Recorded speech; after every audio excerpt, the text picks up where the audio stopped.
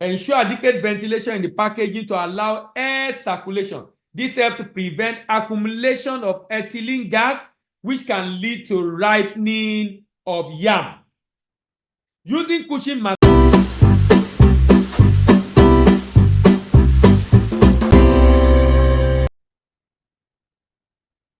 Good day, my name is Dele Ayemibo, and you are welcome to another edition of Sharing Trade Information on DBA TV.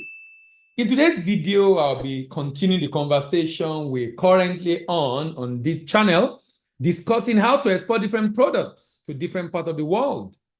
We've talked about cocoa, we've talked about cashew. Last episode, we talked about cocoa butter, we've talked about ginger, gum arabic, sesame seed.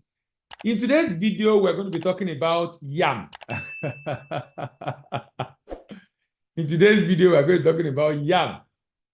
Yam is the focus of our conversation today, and we're going to be looking at the importance of yam.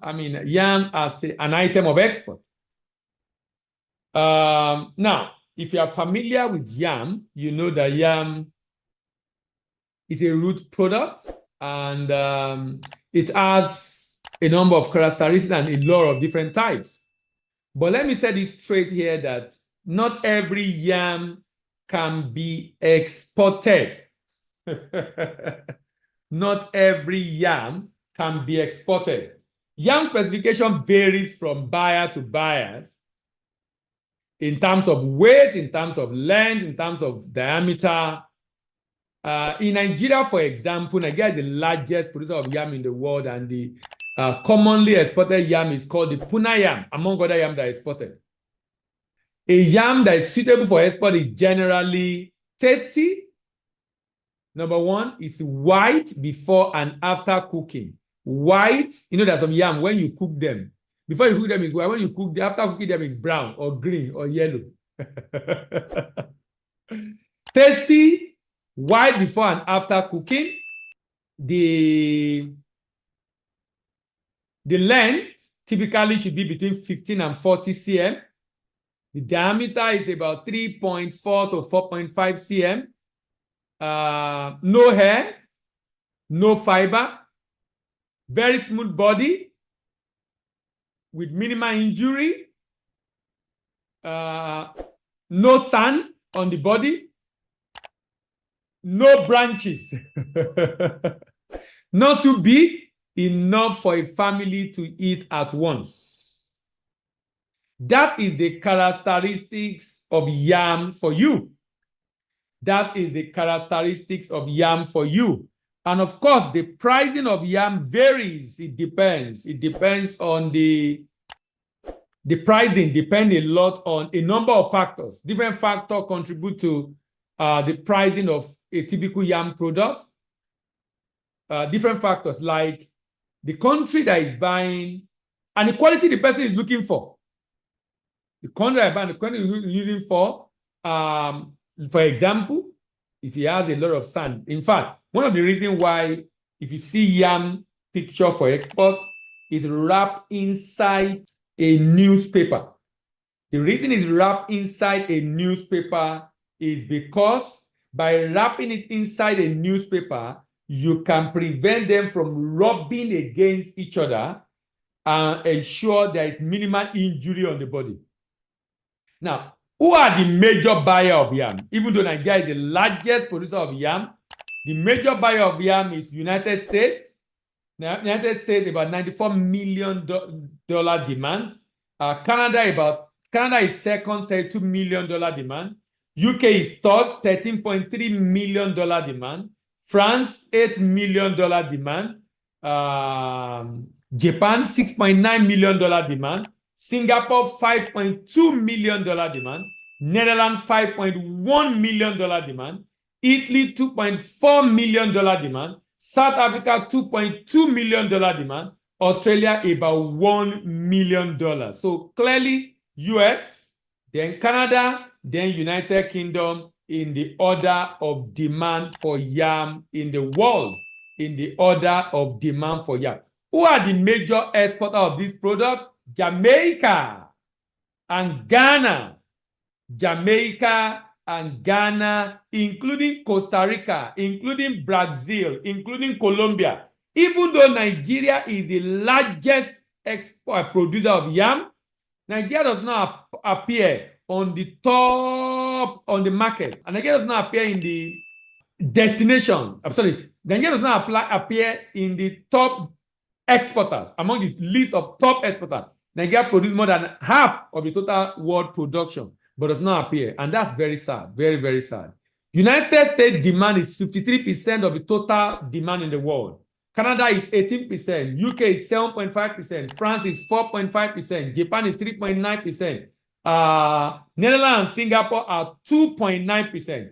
These are the market for huge market for yam export in the world. Now, let's talk about the packaging. Now, I already said something about the packaging. The fact that it needs to be wrapped with paper to prevent them from rubbing against each other.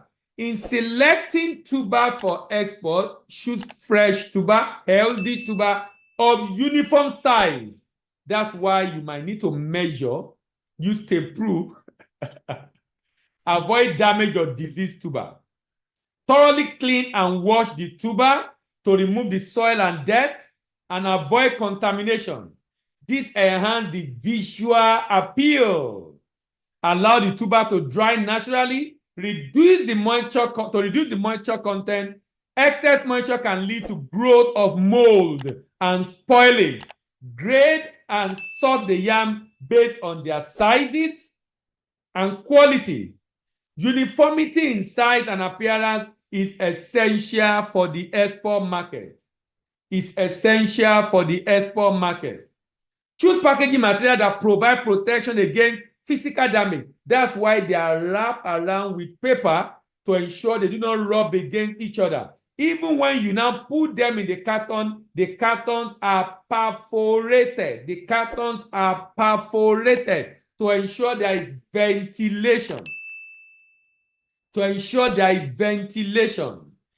adequate ventilation in the packaging to allow air circulation. This helps to prevent accumulation of ethylene gas, which can lead to ripening of yam. Using cushion material such as straw foam to provide protective layer between yam, like I said, using the paper is extremely important and it needs to be well labeled. Remember, it's yam. You need to also ensure there is phytosanitary certificate issue for the yam to ensure it's not carrying pests to the desired destination.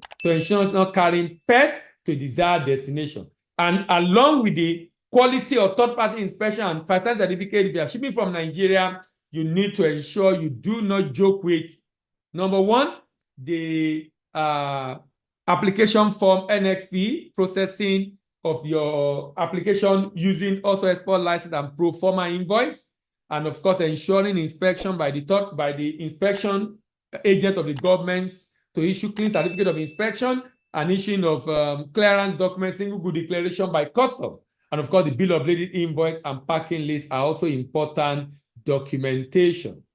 Before we close on this, what are the things you need to avoid to ensure the quality of your yam is good for the export market?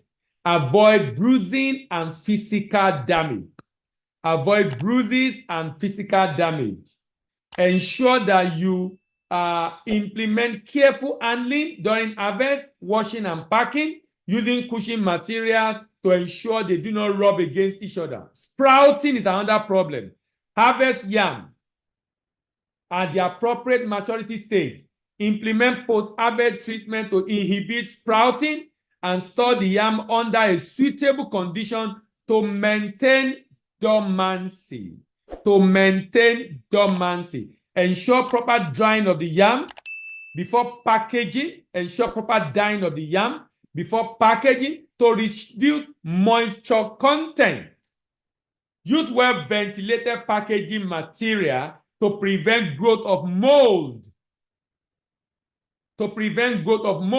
Implement pest control to ensure pest control measures during cultivation, harvesting, and storage.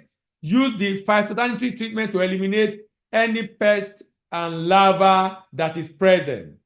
Implement strict biosecurity measures to prevent spread of diseases.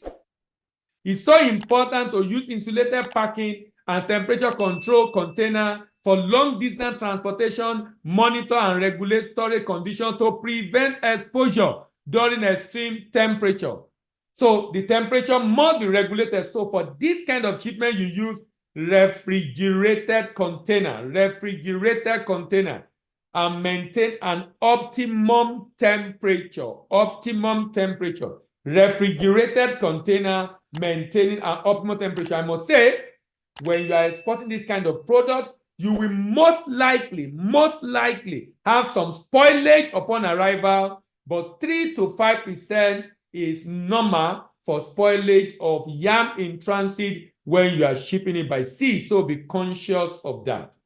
Ensure you also get the requisite phytosanitary document to ascertain the quality of the item you are shipping to destination. If you are looking at exporting yam, watch this video. If you want to ask questions, drop it in the comment section. If you have a friend that wants to export yam, share the video with him. The next edition of this program, we are going to be discussing shea butter. So if you want to be part of that, subscribe to this channel and share and subscribe to this channel and click on the notification bell. My name is Dele Ayemibo and I'm your export doctor and I'm signing out.